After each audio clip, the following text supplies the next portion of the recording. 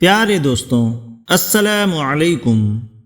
عالم برزخ کی زندگی دنیا کی زندگی کے مقابلے میں کافی طویل ہوتی ہے، اور تمام جن و انس کو مرنے کے بعد قیامت تک عالم برزخ میں اپنے اپنے مرتبے کے مطابق وقت گزارنا ہوتا ہے۔ دراصل جب انسان اس فانی دنیا کو چھوڑ کر جاتا ہے تو اس انسان کی روح اس کے جسم اور اس دنیا کو چھوڑ کر ایک ایسے مقام کی طرف سفر کرتی ہے جسے عالم برزخ کہا جاتا ہے۔ لفظ برزخ دو چیزوں کے درمیانی فاصلے یا پردہ کو کہا جاتا ہے، جیسا کہ سورہ مومنون میں ارشاد ہے، اور ان کے آگے ایک آڑ ہے اس دن تک کہ جس دن یہ لوگ اٹھائے جائیں گے۔ جب روح عالم برزخ میں پہنچتی ہے تو اس میں بھی دو مقام ہیں، ایک کا نام ہے علیین اور ایک کا نام ہے سجین۔ مومن کے لیے عالم برزخ جنت کی طرح ہے، جبکہ کافر کے لیے جہنم کی مانند ہے۔ روایات میں آتا ہے کہ انسان کی وفات کے بعد قبر میں ایک بار پھر اس کی روح اس کے مادی جسم میں منتقل کیا جاتا ہے، جہاں منکر نکیر اس سے سوال و جواب کرتے ہیں۔ اگر تو سوالوں کے جوابات صحیح رہے تو پھر آسمان سے آواز آتی ہے، میرے بندے نے سچ کہا، اور اس کے لیے جنتی بچھونا بچھا دو اور اسے جنتی لباس پہنا دو اور اس کے لیے جنت کا دروازہ کھول دو۔ قبر میں ہی جنت کی طرف دروازہ کھول دیا جاتا ہے، وہاں اسے ٹھنڈی ٹھنڈی ہوا اور خوشبو بھی آتی رہتی ہے، اور حد نظر تک اس کی قبر کو کشادہ کر دیا جاتا ہے۔ لیکن اگر سوالات کے جوابات صحیح نہ ہوئے تو اس کے لیے قبر میں ہی جہنم کا بچھونا بچھا دیا جاتا ہے۔ جہنم کی گرمی اسے ہر وقت محسوس کرائی جاتی ہے، اور اس کی قبر اتنی تنگ ہو جاتی ہے کہ اس کی پسلیاں آپس میں دھنس جاتی ہیں۔ اس طرح اگر اعمال کے حساب سے وہ نیک روح ہے تو خوبصورت نورانی فرشتے اس روح کو علیین میں چھوڑ دیتے ہیں، اور اگر اعمال برے ہوں تو دو خوفناک نکیلے دانتوں والے فرشتے اس برے انسان کی روح کو سجین میں ڈال دیتے ہیں۔ علیین میں موجود روحوں پر اللہ کی نعمتیں نازل ہوتی ہیں، وہ باغنما جگہ پر ایک دوسرے کے ساتھ موجود ہوتے ہیں۔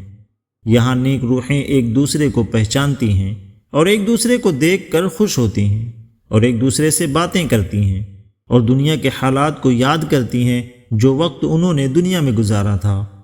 یہ روحیں یہاں نئی آنے والی روحوں سے اپنے پیاروں کی خبر بھی لیتی رہتی ہیں کہ میرا فلاں رشتہ دار کس حال میں ہے۔ اگر نئی آنے والی روحیں انہیں یہ بتاتی ہیں کہ تمہارا فلاں رشتہ دار تو مر چکا ہے مگر وہ یہاں علیین میں نہیں پہنچا، تو وہ سمجھ جاتی ہیں کہ اس کو سجین میں ڈال دیا گیا ہوگا۔ نیک روحیں اپنے رشتہ داروں کا علیین میں اس طرح انتظار کرتی ہیں جیسے کوئی گھر سے دور اپنے گھر والوں سے ملنے کا انتظار کرتا ہے۔ برزخ میں نیک لوگوں کے علاوہ انبیاء کرام، صحابہ کرام، شہداء اور صالحین کی روحیں بھی ایک مقام پر ساتھ رہتی ہیں۔ روایات میں آتا ہے کہ نیک روحیں اپنے قریبی رشتہ داروں سے ملاقات کریں گی، جیسا کہ نبی کریم صلی اللہ علیہ وسلم نے حضرت فاطمہ سے فرمایا تھا کہ میری وصال کے بعد سب سے پہلے تم ہی مجھ سے ملو گی، اور بالکل ایسا ہی ہوا۔ لہٰذا آپ صلی اللہ علیہ وسلم کے وصال کے تقریباً 4 یا 6 ماہ بعد حضرت فاطمہ کا بھی انتقال ہو گیا، اور وہ آپ صلی اللہ علیہ وسلم سے جا ملیں۔ وہ شہداء جو دنیا میں اللہ تعالیٰ کی راہ میں شہید ہو گئے، ان کے متعلق صحیح مسلم کی ایک مشہور روایت ہے جس میں رسول اللہ صلی اللہ علیہ وسلم نے اللہ کے راستے میں قتل کیے جانے والوں کے متعلق فرمایا، ان کی روحیں سبز پرندوں کے شکم میں ہوتی ہیں، وہ روحیں جنت میں چلتی رہتی ہیں، جہاں چاہیں وہاں جاتی ہیں، اور جو چاہیں وہ کھاتی پیتی ہیں۔ دنیا میں نیند اور خواب عالم برزخ کا ہی ایک نمونہ ہے۔ کبھی کبھی انسان کو ایسا خواب آتا ہے کہ جس سے روح براہ راست متاثر ہوتی ہے، اور اس خواب کی تاثیر انسان کے بدن پر بھی ہوتی ہے جسے وہ صاف محسوس کرتا ہے۔ بعض دفعہ خواب دیکھنے والا انسان خواب میں ہی کھڑا ہو جاتا ہے اور چلتا پھرتا اور باتیں بھی کرتا ہے، حالانکہ وہ نیند میں ہوتا ہے، کیونکہ اس شخص کا بدن خواب کی دنیا سے جڑا ہوتا ہے اور وہ ہر بات محسوس کرنے لگتا ہے۔ بالکل اسی طرح برزخ میں جب انسانی روح جزا یا سزا پاتی ہے تو اس کا اثر قبر میں موجود جسم پر بھی ہوتا ہے، جیسا کہ صحیح مسلم کی ایک روایت ہے کہ حضرت سعید بن ثابت رضی اللہ عنہ فرماتے ہیں کہ نبی کریم صلی اللہ علیہ وسلم بنی نجار کے باغ میں اپنے کھچر پر سوار تھے اور ہم حضور کے ساتھ تھے کہ اچانک آپ کا خچر بدک گیا قریب تھا کہ وہ آپ کو گرا دیتا۔ ناگاہ وہاں 5-6 قبریں دکھیں۔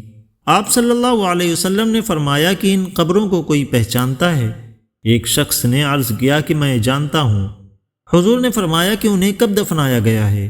اس نے کہا کہ زمانہ شرک میں۔ پھر آپ صلی اللہ علیہ وسلم نے فرمایا کہ ان لوگوں کو اپنی قبروں میں عذاب دیا جا رہا ہے۔ اگر یہ خطرہ نہ ہوتا کہ تم اپنے مردوں کو دفن ہی کرنا چھوڑ دو گے تو میں اللہ سے دعا کرتا کہ اس عذاب سے کچھ تمہیں بھی سنا دے جو کچھ میں سن رہا ہوں۔ بعض گمراہ اقوام اور مذاہب کا یہ عقیدہ ہے کہ مرنے کے بعد انسانی روحیں اپنے اعمال کے مطابق جانور یا حیوانات کی شکل اختیار کر لیتی ہیں۔ یہ روحیں دنیا میں ہی چکر کاٹتی رہتی ہیں اور کبھی کبھی روحیں جسم میں واپس بھی آ جاتی ہیں۔ انبیاء کرام کی تعلیمات ہمیں یہ بتاتی ہیں کہ روح جسم سے ایک مرتبہ خارج ہو جانے کے بعد کسی صورت بھی جسم میں لوٹائی نہیں جاتی، بلکہ ان پر برزخ میں عذاب و ثواب ہوتا ہے جو جسم اور روح دونوں پر ہے، چاہے وہ دونوں اکٹھے ہوں یا علیحدہ ہوں۔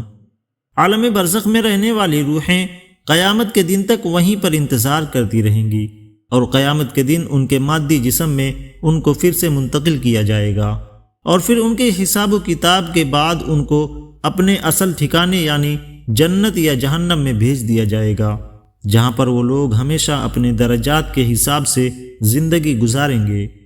بے شک موت ایک حقیقت ہے۔